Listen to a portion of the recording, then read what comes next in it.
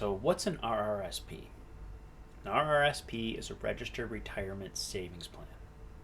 It's a pretty cool little investment vehicle, and the key word is investment. There's a lot of Canadians, they utilize these accounts, whether it's a TFSA or RRSP, and they're not investing their money. It's very important to do so. So when it comes to an RRSP, you hold your money in there, and the idea is to invest it, whether it's mutual funds, ETFs, index funds, whatever, and you want your money to grow because all the growth is tax free, or I should say tax deferred, because you will be taxed when you pull it out.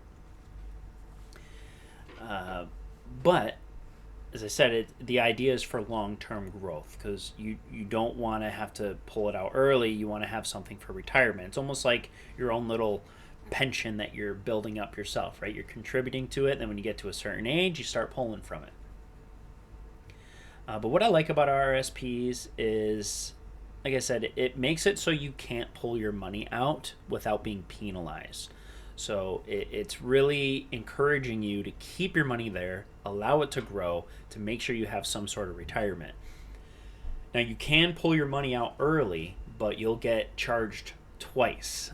You'll get like a tax withholding fee. So it's basically a fee pulling out your money early. And then also on top of the money that you receive, it's going to be taxed as taxable income. Something else I like is when you do put money into this account, you can claim it on your income. So you can reduce your taxable income based off how much you put into this account. So that's pretty amazing. And the way that works is you'll either get a nice refund or you'll get a discount on your tax bill.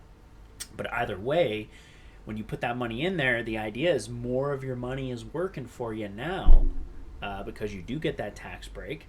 So then when you retire, you got more compound interest, right? You had more money going out and getting that interest rate. So that's what I do like about it. But again, I don't like that you get penalized for pulling the money out. But again, that's what a tax-free savings account is for. It's completely liquid. I did a video on that. Definitely check that out. I will do a video comparing both of these accounts. Now with contribution room, it works a little differently. So it doesn't start until, or I'll say it like this. If you file your taxes, work in Canada, file your taxes, you can contribute 15% of what you made the previous year into it this year. And if you don't utilize all that room, it does carry over, which is nice. So you can really build a significant amount of room. And yeah, I mean, really in a nutshell, that's what it is. Do I utilize it? I do a little bit. I enjoy a tax-free savings account, but again, I can halt myself from pulling the money out and utilizing it. But for me right now, I like having more liquid cash. I feel like an RRSP is more for someone if you're really worried about retirement and you want to make sure you have money there. You can start working at that now.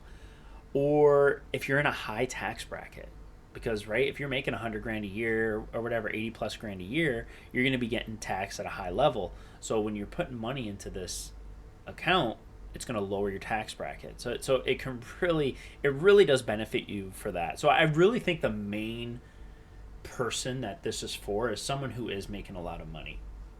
Now, I know a lot of older generations, they'll advocate for the RRSP over the TFSA. But again, the RRSP has been around since the 50s, so it's really well known, especially for the older generations. They look at a TFSA, which came out in I think it's 2008 or 2009, and it's a little less known to them. So there's definitely mixed signals on what you should use. My personal opinion is TFSA all the way. I've never seen anything that amazing where you can just, you're putting your income that was already taxed in there and it just grows tax free, and then you can pull it out anytime you want and not have to pay anything to the government. It doesn't get much better than that. And you get automatic contribution room every year. You don't have to do anything for it. You don't have to work for it. So it's pretty unreal.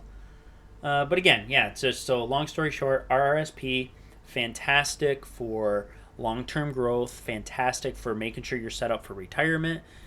And just the only drawbacks are, your money's basically locked in there unless you want to hit some big fees.